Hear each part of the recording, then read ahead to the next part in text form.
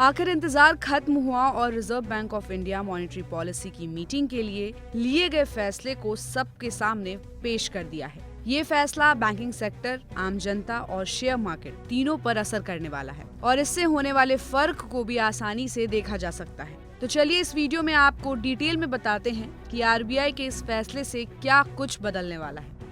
भारतीय reserve bank यानी कि आरबीआई के गवर्नर शक्तिकांत दास ने बैंकों को एक बड़ा तोहफा दिया है। मॉनेटरी पॉलिसी की बैठक में लिए गए फैसले के बारे में जानकारी देते हुए आरबीआई गवर्नर शक्तिकांत दास ने कहा कि इस बार भी रेपो रेट को अनचेंज रखा गया। ये फैसला महंगाई को काबू में लाने के लिए लिया गया है। हालांकि रेपो रेट को अनचेंज रखने के बाद शक्तिकांत दास ने एक और बड़ा ऐलान किया। उन्होंने कैश रिजर्व रेशियो यानी कि CRR को 4.5% से घटाकर 4% कर दिया। तो अब सवाल उठता है कि कैश रिजर्व रेशियो को घटाने से बैंकों को क्या फायदा होगा। CRR के घटाने से बैंकों को एक बड़ी राहत मिली है। इससे बैंकों के पास कैश फ्लो की कमी नहीं होगी, क्योंकि पिछले कुछ समय से कहा जा रहा था कि बैंक कैश की समस्या से जूझ रहे हैं। लेकिन आरबीआई की ओर से लिया गया ये फैसला बैंकों को लिक्विडिटी की प्रॉब्लम से दूर करेगा।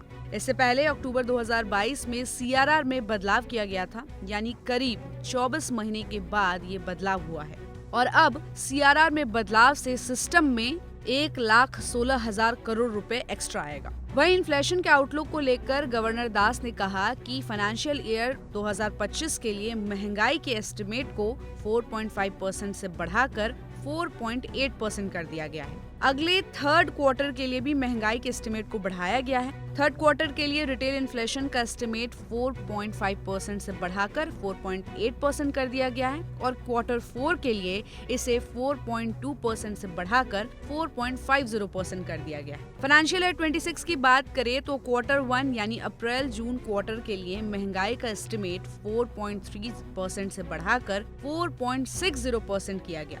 वहीं सेकेंड क्वार्टर के लिए महंगाई का एस्टिमेट 4% रहा गया।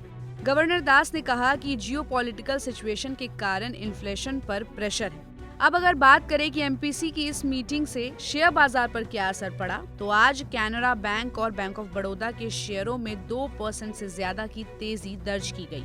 कैनरा बैंक के शेयर 2% से ज्यादा की तेजी के साथ 110 रुपए 80 पैसे के लेवल पर पहुंच गए, जबकि बैंक ऑफ बड़ौदा के शेयरों ने भी 2% से ज्यादा का उछाल दर्ज किया, जो कि 266 रुपए 95 पैसे के लेवल पर पहुंचकर बिजनेस कर रहे हैं। इसके अलावा एक्सिस बैंक के शेयर 1.5% की तेजी के साथ 1190 रुपए के लेवल पर बिजनेस कर रहे थे, जबकि पीएनबी यानी कि पंजाब नेशनल बैंक भी 1.5% से ज्यादा की बढ़ोतरी के साथ 111 रुपए 13 पैसे पर बिजनेस कर रहा था। तो आरबीआई की एमपीसी यानी कि मॉनेटरी पॉलिसी मीटिंग के इस फैसले पर आपकी क्या राय है, हमें अपनी राय कमेंट बॉक्स में बताएं और ऐसे ही अपडेट्स के लिए देखते रहिए गुड रिटर्न्स। हमारे चैनल को लाइक और सब्सक्राइब करना बिल्कुल भी मत भूलिएगा।